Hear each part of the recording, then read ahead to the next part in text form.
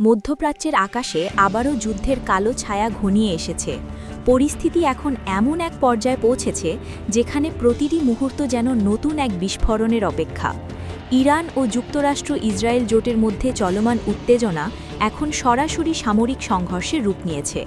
সাম্প্রতিক সময়ের ঘটনাগুলো ইঙ্গিত দিচ্ছে এই সংঘাত কেবল আঞ্চলিক নয়, বরং এর প্রভাব পড়তে পারে পুরো বিশ্বের ওপর। ইরানের সামরিক বাহিনী জানাচ্ছে তারা ধারাবাহিকভাবে ক্ষেপণাস্ত্র ও ড্রোন ব্যবহার করে একাধিক লক্ষ্যবস্তুতে আঘাত হানছে। তাদের দাবি, এই হামলাগুলো শত্রুপক্ষের গুরুত্বপূর্ণ সামরিক স্থাপনায় বড় ধরনের ক্ষতি করেছে। বিশেষ করে অপারেশন ট্রু প্রমিস 4 নামে পরিচিত সামরিক অভিযানের নতুন ধাপে তারা আরও শক্তিশালী অস্ত্র ব্যবহার শুরু করেছে। এই ধাপে সবচেয়ে বড় চমক হল হাইপারসনিক মিসাইলের ব্যবহার।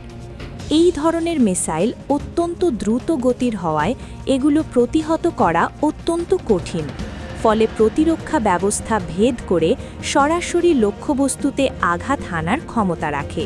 ইরানের দাবি অনুযায়ী তাদের হামলার লক্ষ্যবস্তু ছিল ইসরায়েলের গুরুত্বপূর্ণ সামরিক ও গবেষণা স্থাপনা। এমনকি বিমানবন্দর ও লজিস্টিক সেন্টারও এই হামলার আওতায় এসেছে। শুধু তাই নয়, পারস্য উপসাগর অঞ্চলেও মার্কিন ঘাঁটিগুলোকে লক্ষ্য করে আক্রমণ চালানো হয়েছে। বিভিন্ন ঘাঁটিতে ব্যালিস্টিক মিসাইল ও ড্রোন হামলার খবর পাওয়া গেছে।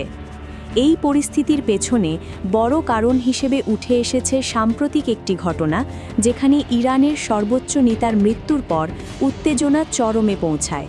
এরপর থেকেই পাল্টাপাল্টি হামলা আরও বেড়ে যায়। যুদ্ধের এই পর্যায়ে সবচেয়ে বড় উদ্বেগের বিষয় হচ্ছে প্রতিরক্ষা ব্যবস্থার উপর চাপ। ইসরায়েলের আকাশ প্রতিরক্ষা ব্যবস্থা নিয়ে ইতোমধ্যেই নানা প্রশ্ন উঠতে শুরু করেছে। বিশেষজ্ঞরা বলছেন, যদি এই হামলা একই গতিতে চলতে থাকে তাহলে প্রতিরোধ করা কঠিন হয়ে উঠতে পারে। অন্যদিকে ইরান হরমুজ প্রণালীতে নিয়ন্ত্রণ আরোপ করায় বৈশ্বিক তেল সরবরাহেও বড় ধরনের প্রভাব পড়েছে। এতে অর্থনৈতিক চাপও বাড়ছে আন্তর্জাতিক পর্যায়ে। সব মিলিয়ে মধ্যপ্রাচ্যের পরিস্থিতি এখন অত্যন্ত জটিল ও সংবেদনশীল। সামনে কি হতে যাচ্ছে তা নিয়ে রয়েছে চরম অনিশ্চয়তা।